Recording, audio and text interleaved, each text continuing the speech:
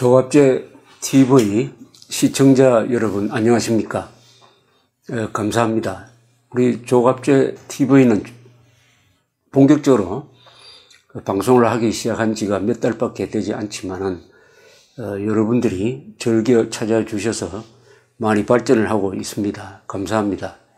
조갑제닷컴은 가능하면은 재미있는 내용 그리고 유익한 내용으로 여러분들한테 다가갈까 합니다. 저는 재미를 소중하게 여깁니다.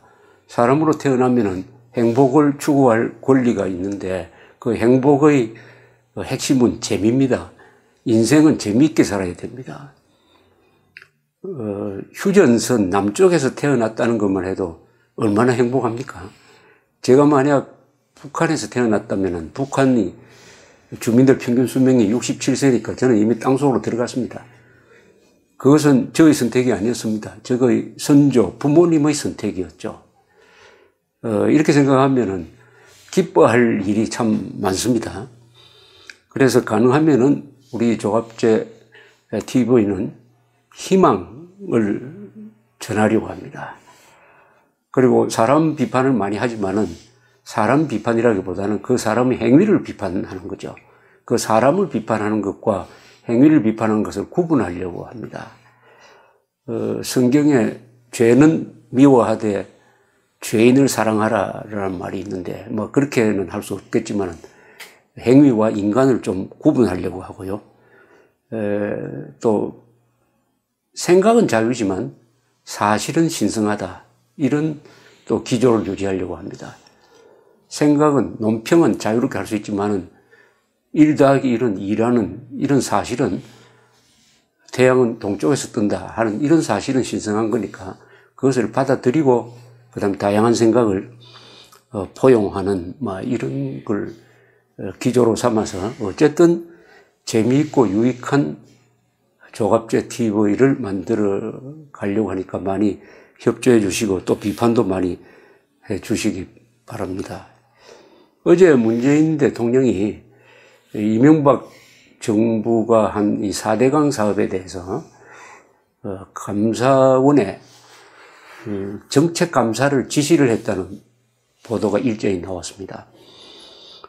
대통령이 과연 감사원에 특정한 사안에 대해서 감사를 지시할 수 있느냐 하는 것은 논란이 있습니다. 감사원은 제4부라고 불릴 정도로 아주 독립성이 강합니다. 비록 대통령이 감사원장을 임명을 하지만은 임명한 다음에는 법원처럼 독립성을 유지를 해야 한다는 이런 법 원칙이 있는데 그래서 대통령이 감사 요청을 할 수 있지만 지시는 할 수 없다는 게 법률학자들의 대체로 일치된 견해입니다. 그 다음에 오늘 조선일보 사설이 아주 재밌게 이 문제를 지적을 했는데 제목이 7년간 4번째 4대강 조사 풍차를 괴물이라고 또 돌진 이런 제목입니다.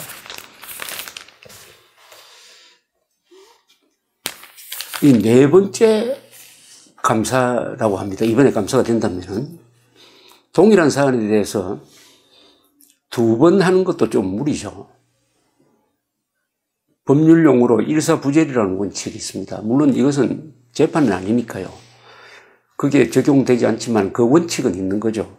한 번 조사하면은 그게 비록 모자란 점이 있더라도 그것을 끝내야 미래로 나갈 수 있는 거죠.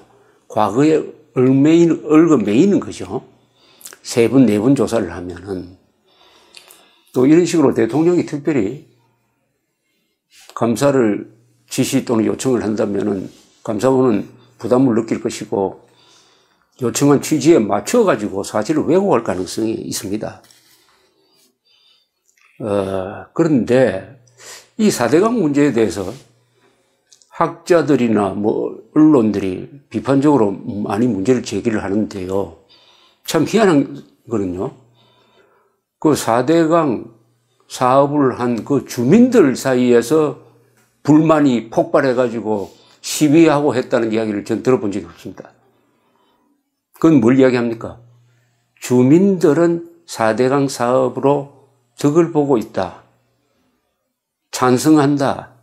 이거 아니겠습니까? 그러니까 살아본 사람, 살고 있는 사람은 별 불만이 없는데 거기 살지 않는 사람들이 이른바 학자, 기자들이 트집 잡기식의 문제 제기를 많이 하고 있다고 저는 봅니다.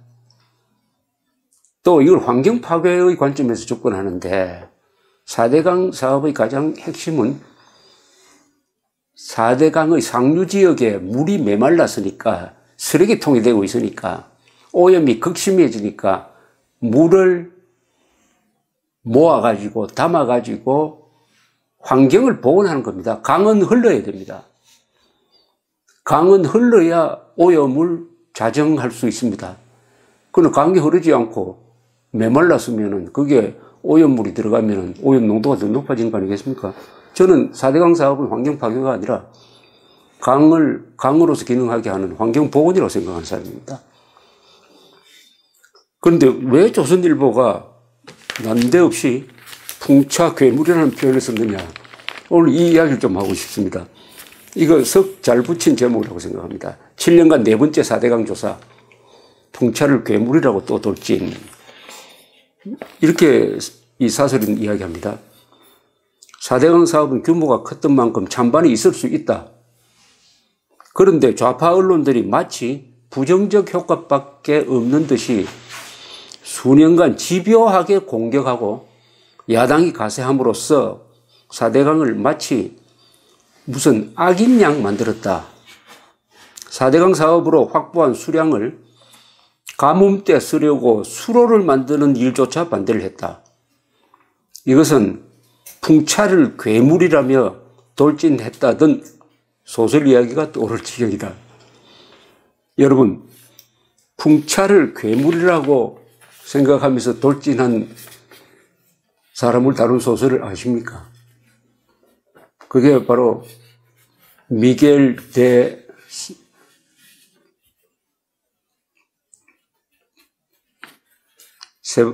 뭡니까? 미겔 데 세르반테스라는 사람이 쓴 돈키호테입니다. 미겔 데 세르반테스. 이 스페인 사람 이름이 갑자기 생각이 안 났습니다만. 돈키호테. 돈키호테라는 소설은 아마 다 읽어보신 분들은 많지 않으실 겁니다. 굉장히 두껍고 읽는데 약간의 인내심이 필요합니다. 현대적 문장으로 쓰여지지 않았지만. 그러나 돈키호테라는 이름을 모르는 사람은 없습니다. 지난 400년 동안 쓰여진 모든 소설 중에서 랭킹을 내서 1등으로 꼽힌 소설이 바로 이 돈키호테라는 소설입니다. 이 세르반테스라는 사람이 아주 흥미로운 사람입니다. 인생 경험을 많이 한 사람이에요. 이 사람은 물론 스페인 사람입니다. 그런데 그렇게 순탄한 생활을 한 사람은 아닙니다. 16세기 사람입니다. 이탈리아에서 무슨 취직을 해서 돈 좀 벌려다가 제대로 안 되니까 군인으로 들어갔습니다. 해군에 들어가가지고 유명한 1571년에 있었던 레판토 해전이라고 있습니다. 세계 3대 해전 중에 하나인데 이 레판토 해전에 참전을 했어요. 거기서 부상을 당해가지고 팔을 하나 못 쓸게 되었다고 합니다. 이 레판토 해전은 지중해를 누가 차지하느냐를 놓고 오스만 투르크와 스페인 베니스 연합함대가 싸운 유명한 해전입니다. 여기서 스페인 베니스 연합함대가 이겼습니다. 상방이 수만 명이 싸웠습니다. 굉장한 규모의 해전이었습니다. 여기에 참전한 용사입니다. 그런데 이 사람이 그 뒤에 몇 년 있다가 이 오스만 터키 사람들한테 납치가 됐습니다. 납치가 돼가지고 북아프리카에서 한 4년 동안 노예 생활을 한 사람입니다. 그러다가 인질로 잡혔으니까 돈과 바꿔가지고 부모님이 구출해냈어요. 그래서 마드리드로 돌아와가지고 소설을 쓰기 시작을 했는데 이 사람은 또 세금 걷는 역할도 하곤 했습니다. 이 시대의 명작인 돈키호테를 쓴 게 58살 때 썼습니다. 58살 때 이 명작을 남기는 게 참 어렵습니다. 명작은 보통 젊은 나이에 나옵니다. 근데 58살에 썼습니다. 어떻게 보면 인생의 쓴맛 단맛 다 본 사람이 돈키호테를 썼습니다. 돈키호테의 그 테마는, 돈키호테라는 어떻게 보면은 몰락한 기사의 이야기입니다. 16세기의 스페인은 옛날식의 기사도가 먹히지 않는 시절이었어요. 기사도의 전성기는 12, 13, 14세기입니다. 왜 그러냐? 그때 스페인은 스페인을 점령하고 있던 이슬람 세력을 800년 만에 몰아낸 다음이었습니다. 그러니까 통일을 한 거죠. 스페인이 완전히 기독교 천지가 됐습니다. 그리고 1492년에 콜럼버스가 스페인 이사벨라 여왕의 후원을 받아가지고 아메리카 대륙을 발견한, 그 다음부터 스페인은 남미, 북미 쪽으로 진출하기 시작을 했습니다. 순식간에 스페인이 세계 최강국으로 떠올랐습니다. 식민지를 많이 가지고. 나중에 마젤란은 세계 일주를 하면서 필리핀까지 오지 않았습니까? 필리핀이 스페인의 식민지가 되었습니다. 이렇게 국력이 막 팽창할 때입니다. 통일을 한 다음에, 우리나라도 그렇게 될 거라고 봅니다만, 통일을 한 다음에는 보통 시너지 효과가 일어나가지고 그 나라가 발전을 합니다. 지금 베트남이 중국 다음으로 잘 된다고 그러죠. 이게 통일한 힘의 축적이 대폭발하는 경우입니다. 우리도 남북 통일하면은 그런 민족 에너지 대폭발이 있을 거라고 생각합니다. 스페인이 바로 16세기 스페인은 세계 최강대국입니다. 그때 스페인의 왕이 펠리페 2세, 영어로는 필립 2세. 이 사람이 무적 함대를 보내가지고 영국을 치려다가 엘리자베스 1세의 영국 해군한테 지면서부터 그 피크에서 꺾여서 내려갑니다만은, 바로 그 시대가 세르반테스가 살았던 시대니까 옛날식으로 무슨 기사도를 뽐내면서 고고하게 살 수 있는 시대가 아니고 말하자면 질풍노도의 시대입니다. 그런데 이 사람은 기사도를 한번 자기가 구현해보겠다. 옛날 수백 년 전에. 왜 그런 생각을 했냐면 책을 너무 많이 읽었어요. 그러다 보니까 머리에 아주 낡은 기사도상이 있어가지고 그것을 자기가 구현하기 위해서 산초라는 그 어리숙한 농민을 한 사람 부하로 데리고 여행을 떠납니다. 그러면서 엉뚱한 짓을 많이 해요. 어떤 잘 살고 있는 농부의 딸이 마치 누구한테 납치된 공주라고 착각을 해가지고 뭐 구출작전을 펴는가 하면은, 그런데 여기서 제일 유명한 사건이 풍차를 공격을 하는 거죠. 이 라만차 지방입니다. 이 돈키호테는 그 소설을 보면 라만차, 마드리드 남쪽에 있습니다만은 이 라만차 지방에 가면은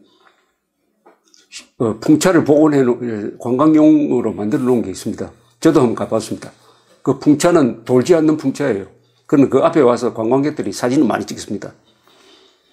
사진 찍는 사람 가만히 보면 저 사람들이 오히려 돈키호테가 아닌가 하는 생각이 들 정도입니다. 관광 상품용으로 막 팔죠. 그 스토리는 이렇게 되죠. 풍차를 보고 괴물이다라고 이제 규정을 하는 겁니다. 돈키호테가. 그러니까 이 따라다니는 이 산초는 좀 정신이 맨정신이에요. 그래서 말립니다. 주인님, 저거는 괴물이 아니고 풍차예요. 하니까 아주 신경질을 내면서 겁쟁이라고, 너는 저 옆에 가가지고 기도나 하고 있으라면서 말을 타고 창을 겨누면서 뱅뱅 돌아가는 풍차로 돌진을 합니다. 그래서 풍차한테 걸려가지고 완전히 나자빠지죠. 이런 모습을 오늘 조선일보는 풍차를 괴물이라고 생각하고 돌진하는 거 아니냐. 한국의 좌파 세력을 그렇게 비유를 하고 있습니다.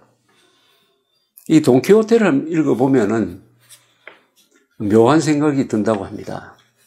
돈키호테는 과대망상에 걸린 어떤 기사, 낡은 기사, 시대를 벗어난 시대의 흐름을 놓친 어떤 기사를 그리는 것 같지만은 그걸 읽다가 보면은 읽는 사람이 이거 나도 돈키호테가 아닌가라고 생각하게 된다고 해요. 돈키호테를 비아냥거리다가 나중엔 돈키호테를 동정하게도 된다고 합니다. 또 돈키호테의 그 순수한 마음을 부러워한다고도 합니다. 이 맨 오브 라완차라는 뮤지컬이 있었습니다. 거기 보면은 그 노래 중에 이런 대목이 있습니다. 잡을 수 없는 별을 향하여 내 팔을 뻗는다. 저 별을 잡을 수 없다는 걸 알지만은 그러나 별을 잡기 위해서 내 팔을 뻗는다. 불가능한 줄 알지만 도전한다. 이런 또 정신이 돈키호테에 있다고 합니다. 그래서 돈키호테라는 인물은 단순한 인물이 아니고 그 읽는 사람에 따라서 판단이 다 달라진다고 그럽니다.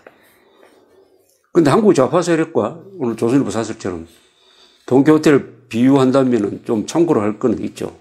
첫째, 돈키호테는 책을 너무 많이 읽었습니다. 영웅들의 모험 이야기를 읽었어요. 그러다 보니까 과대망상자가 되어버렸습니다.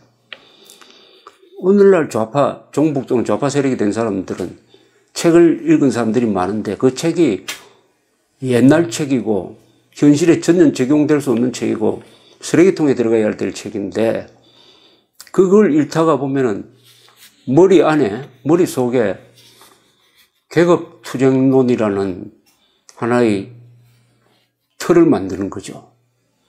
그러면서 정의 독점 세력이 됩니다. 내가 하는 일은 옳다. 저 재벌이나 미국이나 군대나 이승만이나 박정희가 하는 것은 악이다.